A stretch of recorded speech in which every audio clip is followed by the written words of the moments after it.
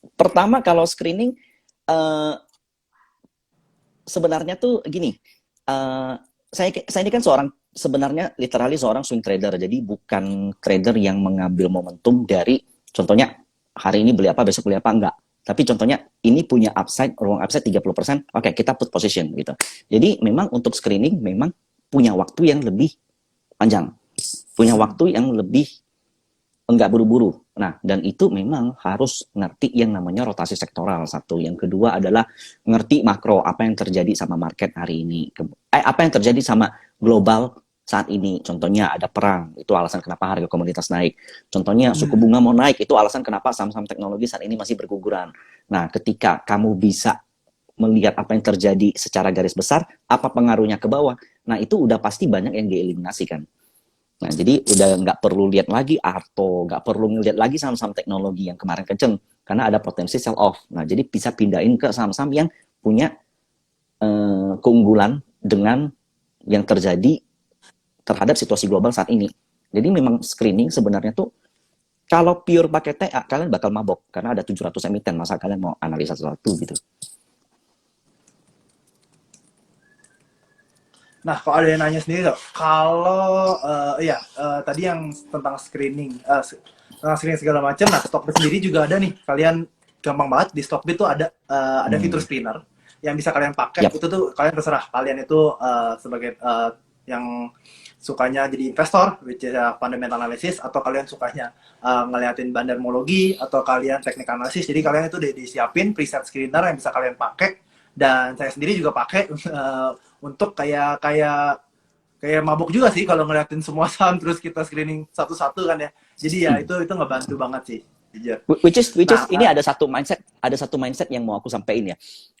Kalau seandainya banyak yang bilang kayak aku nggak cocok di market karena aku sibuk gitu. Aku nggak cocok di market hmm, karena aku ngelihat running trade hidup gitu. Banyak kan orang yang kayak begitu. hmm, Dia ngelihat saham naik 5% dia pengen beli gitu. Setelah dia beli turun, habis itu dia cut loss. Setelah dia cut loss kemudian terbang lagi.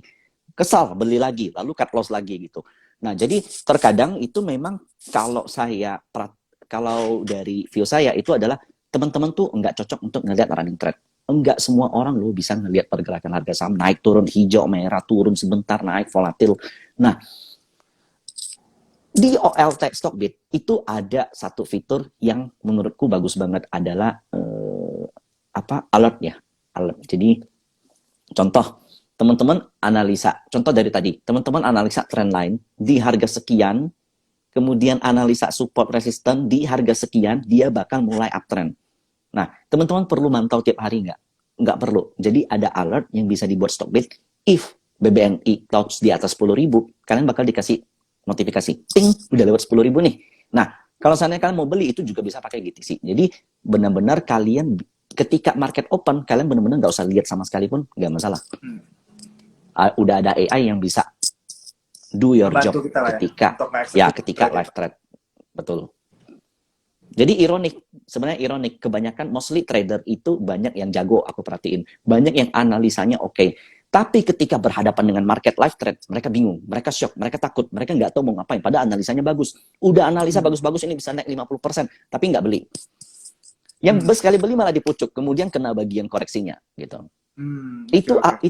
Itu karena kalian nggak cocok di live trade. Mungkin kalian adalah seorang mekanik yang handal, tapi kalian bukan seorang pembalap yang handal. Nah, belajarlah Hmm, menjadi pembalap yang handal. Kalau seandainya kalian nggak bisa jadi pembalap gimana? Ya udah, tetap duduk di belakang, tapi di live trade gunakanlah fitur-fitur yang dimana kalian nggak harus mantengin layar. Gitu. jadi ya ya benar sih. Kayak koko dulu saya juga kalau boleh share kayak nggak bisa ngeliatin live trade gitu, males ngeliatin live trade. Ya Hmm. udah gitu, Hmm. kita nanti ya tunggu marketnya tutup kita baru analisis lagi gitu. Dan ya udah kita wait and see gitu kan kadang dibilangnya. Nah, kok ada pertanyaan nih, kok sell on May go away itu bagaimana sih kok? Menurut koko gimana, apakah terjadi nih tahun ini katanya? Ini kalau kita lihat seasonality di fitur Stockbit, ini salah satu yang hmm, bagus banget ya. hmm, Jadi di Stockbit itu ada fitur yang namanya seasonality. Itu di bagian ini, seasonality. Kalian lihat di ini jangan BBNI lah, IHSG. selama 10 tahun, bulan Mei, upside-nya itu sebesar 56%. Jadi it's a myth untuk sell in May. Cuman kalau teman-teman maybe ada belajar time cycle atau ada belajar ada belajar time cycle, bulan Mei itu bulan di mana terjadi volatilitas karena memasuki suatu fase yang dinamakan dengan Mercury retrograde. Itu teman-teman boleh coba cek googling sendiri lah. Karena ini nggak ada di modul gitu. Itu momen di mana terjadi volatilitas. Nah, mungkin Mei itu biasa terlihat jelek, terlihat buruk karena ada volatilitas. Tapi secara statistik selama 10 tahun 56% market justru berada di area yang positif di bulan Mei. Oke, mungkin lanjut ke pertanyaan selanjutnya kayak dari Kak Arfri ini. Ko Michael katanya biasanya analisis pattern juga sama bentuk candle-nya nggak sih? Kayak ngegabungin mungkin maksudnya tuh kayak bentuk candle itu berpengaruh nggak sih sama pattern-nya gitu, sama aksi yang akan kau lakukan gitu ke trade-nya? Apakah kayak candlestick pattern itu bisa mempengaruhi pergerakan oleh pattern gitu? Chart pattern tuh awal dari pergerakan tren. Jadi boleh dikatakan candlestick itu nggak akan bisa ngelawan chart pattern. Chart pattern itu nomor satu. Kalau seandainya chart patternnya udah break dengan volume besar, itu postingan stock bid yang paling baru itu bagus. Di mana volume never lie gitu. Itu memang. Jadi ketika suatu saham diperdagangkan dengan volume besar, itu udah bukan bohong gitu. Karena memang benar perdagangan sebesar itu. Dan itu artinya banyak uang yang berputar di saham itu. Nah, ketika itu terjadi dan itu dikonfirmasi oleh chart pattern, maka sebenarnya next-nya, kalau seandainya ada candle shooting star, seandainya ada candle-candle mencurigakan, itu semuanya merupakan opportunity to buy. Mungkin kalian bisa, harga sahamnya akan terkoreksi sementara, tapi selama trennya nggak patah, dia masih akan terus melanjutkan kenaikan. Jadi chart pattern itu awal mula dari pergerakan tren.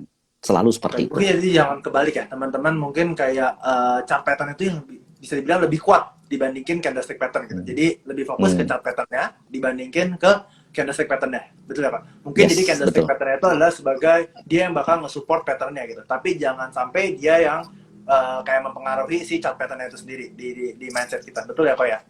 Betul. Mungkin ada kita ngambil beberapa pertanyaan lagi nih kok karena udah mau habis juga waktunya.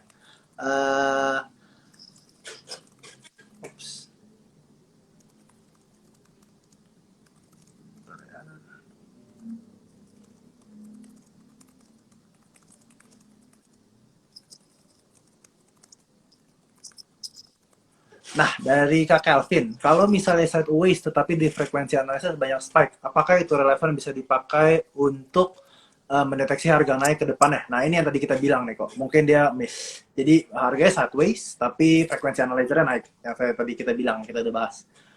Yes, itu mendeteksi bahwa pergerakannya selanjutnya ada potensi untuk naik ke atas. Kalau seandainya kita koreksi ke bawah, mungkin nggak? Jawabannya mungkin aja. Cuman kita jadi tahu kalau yang kemarin entry itu juga rugi. Iya kan? Betul.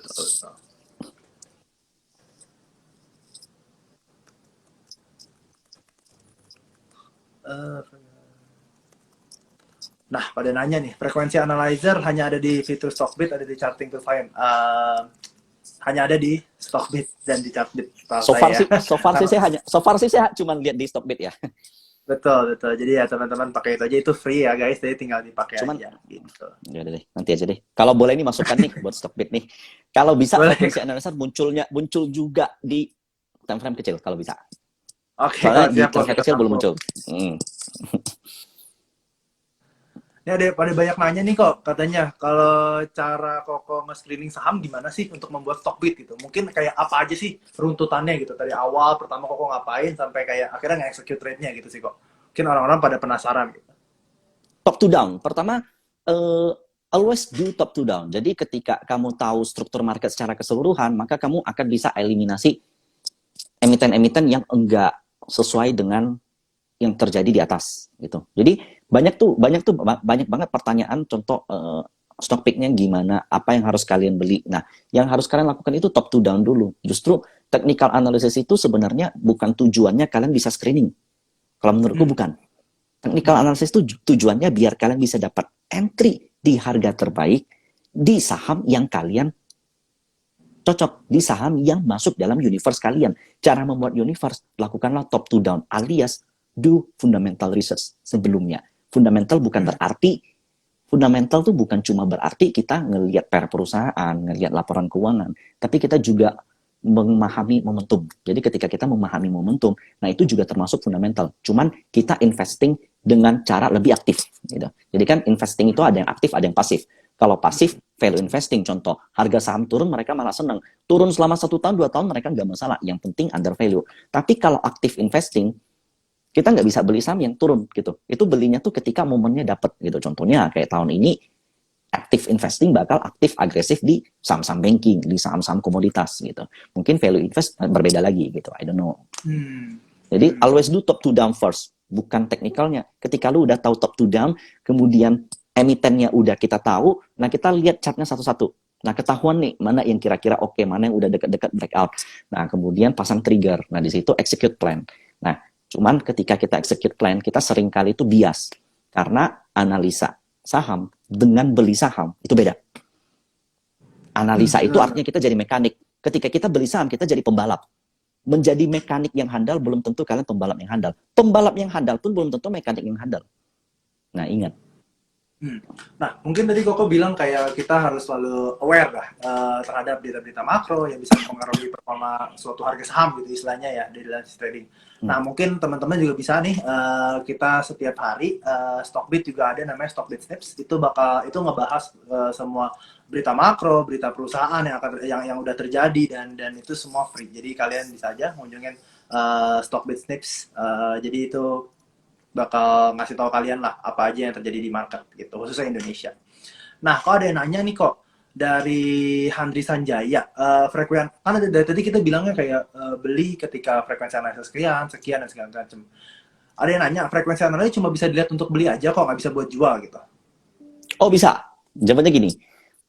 Pertama kalian ingat ya, warna dari frekuensi analyzer itu bukan masalah beli dan jual.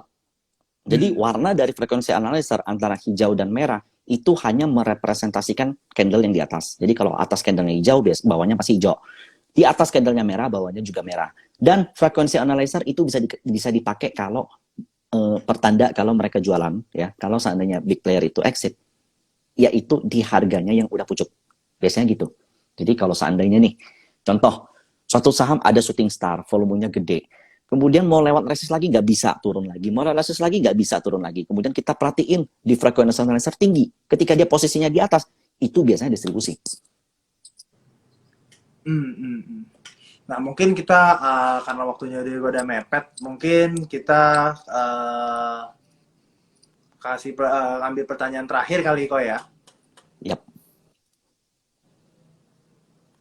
Ini ada pertanyaan kok dari Eva Nuril. Apa artinya di saham downtrend tapi banyak spike kok katanya gitu? Mungkin ini maksudnya saham downtrend tapi frekuensi analisa banyak spike mungkin ya? Ya, itu gini.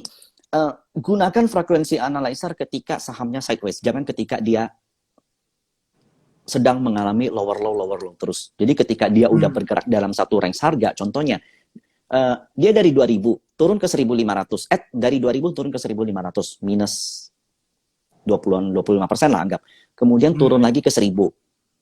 Frekuensi analyzer spikes terus. Boleh nggak saya beli? Jawaban saya nggak. Tapi ketika dia udah mulai sideways dari 1000 ke 1010, contoh, main terus selama 1 bulan, frekuensinya spikes. Nah, itu pertanda alert. Ada yang ngumpulin di situ. Berarti 1000 dan 1100 itu big player atau pemain yang boleh dikatakan lebih gede dari retail biasanya, mengumpulin. Alasannya apa? Ya kita nggak tahu. Karena harga murah setiap orang kan berbeda-beda. Tapi kita menjadi tahu kalau ada yang ngumpulin di harga sekian. Nah, ketika dia tiba-tiba kenceng, nah kalian tahu harus ngapain. Tapi kalau seandainya dia turun lagi, kalian juga harus tahu harus ngapain. Cuman itu menjadi kayak attention. Itu jadi perhatian buat kalian. Oh, ini udah oke gitu. Ini range harga ini tuh ternyata udah mulai ada yang ngumpulin. Apakah pasti dia naik? Jawabannya enggak. Terus kalau seandainya dia downtrend terus tapi spikes terus gimana? Bisa aja jualan, bisa aja ada yang ngumpulin, tapi enggak disarankan untuk beli di downtrend. Karena first, ingat, trend itu nomor 1. Trend is our friend ya kok ya. Selalu diingat itu ya kok ya.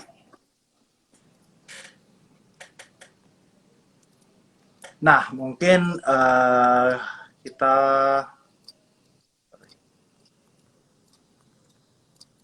Nah, mungkin buat teman-teman dari tadi bingung nih, kayak apa sih dari tadi saya ngomongin sama Ko Michael Yo, Stockbit Academy dan segala macam. Kalian bisa akses langsung, aku udah pin chapter apa linknya. Jadi kalian bisa akses Stockbit Academy di situ. Dan itu semua secara free. Ko Michael Yo yang nggak bakal ngajarin semuanya dari awal sampai akhir. Nanti bakal ada seri 2-nya. Seri 2-nya lebih seru lagi pastinya dari seri pertama. Tungguin aja semuanya. Tapi untuk sebelum ke seri 2, kalian harus belajar dulu seri 1 biar kalian ngerti gimana cara pakai semuanya dan bagaimana cara ngegunain untuk trading dan segala macam ya, Pak ya. Nah, Yap, mungkin aku bakal nge-summarize semuanya. Jadi yang paling penting adalah pertama kita lihat nih trennya itu gimana. Tren saham tuh lagi downtrend atau lagi uptrend atau lagi sideways, betul? Ketika itu kita bisa lihat dia itu jadi arah tren itu nggak selalu break ketika satu tren lain tertembus gitu. Jadi harus ada konfirmasi 3 kali at least. Nah, selain itu kita juga bisa kombinasi ini yang tadi event principle tadi sama support dan resistance. Nah, bisa ditambah juga sama frequency analyzer. Jadi kita bisa tahu nih big player atau retail yang lagi ada di dalam saham. Betul kok? betul. Oke. Ada lagi mungkin yang mau tambahin pesan Eh, buat teman-teman? Sebelum perta- kayaknya kita akan libur panjang ya kok ya. Iya, kita akan libur ya, panjang ya untuk libur tahun panjang ini. nih. Bisa digunain untuk belajar nih, gitu. Iya Jadi, betul. Jadi eh teman-teman mungkin ya. mm-mm. Yang saya pengen sih gini, kalau seandainya nanti teman-teman udah pelajarin, contohnya maybe menggunakan technical analysis lebih pinter, atau bahkan contoh maybe nggak harus technical analysis, nggak harus yang ya dengan metode yang teman-teman temukan sendiri.